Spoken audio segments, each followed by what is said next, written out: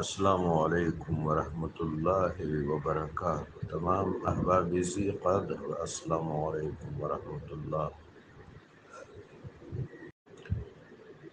اہل بیت اطہار علیہم الصلاۃ والسلام کے قبور ہائے مبارکہ میں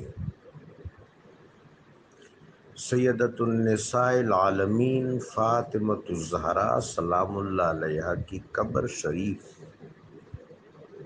کی ایک روایت جنت البقیع کے حوالے سے ہے۔ ظاہر ہے آپ سب ہم سب وہاں جاتے ہیں۔ جو پہلا تکونی احاطہ آتا ہے اس میں سیدۃ النساء العالمین پورا آدمیہ طیبہ طاہرہ علیہا السلام کی قبر مبارک بتائی جاتی ہے۔ ہم دعا کرتے ہیں، زیارت کرتے ہیں۔ آج کل کے حالات تو مختلف ہیں، وہ آپ کے علم میں ہیں، لیکن صوفیاء کرام میں وہ ہستیاں جن کو رب جلیل و جمیل نے مشاہدہ کی نعمت سے نوازا ہے، انہوں نے کچھ اور بات کہی ہے،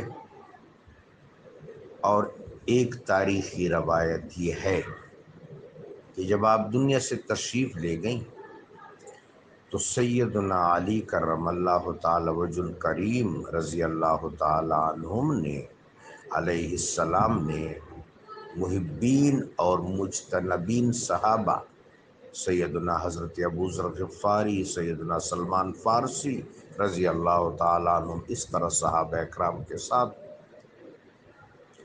آپ کا جنازہ پڑھا۔ رات کو آپ کا جنازہ ادا فرمایا گیا، پھر رات ہی کو آپ کی میت مبارکہ سیدنا علی علیہ السلام روضہ اقدس میں لے گئے۔ یہ روایت صوفیاء کے ہاں معروف ہے۔ روضہ اقدس میں لے گئے اور قبر اطہر سے دستہائے مبارکہ و منورہ باہر نکلے۔ محبوب پاک علیہ الصلوۃ والسلام نے اپنی بچی کو اپنی باہوں میں لیا۔ اس طرح سیدۃ النساء العالمین پہلو یہ محبوب پاک علیہ الصلوۃ والسلام میں آرام فرما ہے۔ یہ روایت موجود ہے اہل ظواہر کے ہاں بھی ایک جگہ پر، اور صوفیاء کے ہاں کثرت سے بہت سے اہل علم نے، مثلا اب کے سال میں ہوں گے چونکہ ان کے ساتھ ملاقات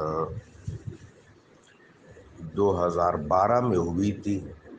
مسجد نبوی شریف میں رہتے ہیں، یمن کے رہنے والے ہیں، بہت ملنگ آدمی ہیں۔ ان کا مستقل قیام مسجد نبوی شریف کے خارجی سین میں رات کو وہ احد شریف چلے جاتے ہیں۔ حضرت حمزہ رضی اللہ تعالیٰ عنہ، عم رسول ابو عمارہ حضرت حمزہ اسد اللہ و اسد الرسول رضی اللہ تعالیٰ عنہ کی قبر کے پاس ایک دفعہ مجھے بھی ان کے ساتھ جانے کا شرف حاصل ہوا۔ عبداللہ مدنی ان کا نام ہے، یمن کے رہنے والے ہیں۔ تو انہوں نے مجھے یہ بتایا کہ مجھے بھی جب میں سیدہ فاطمۃ الزہراء سلام اللہ علیہا کو جنت البقیع میں سلام پیش کرتا ہوں تو میرے قلب میں اتنا استحضار نہیں ہوتا۔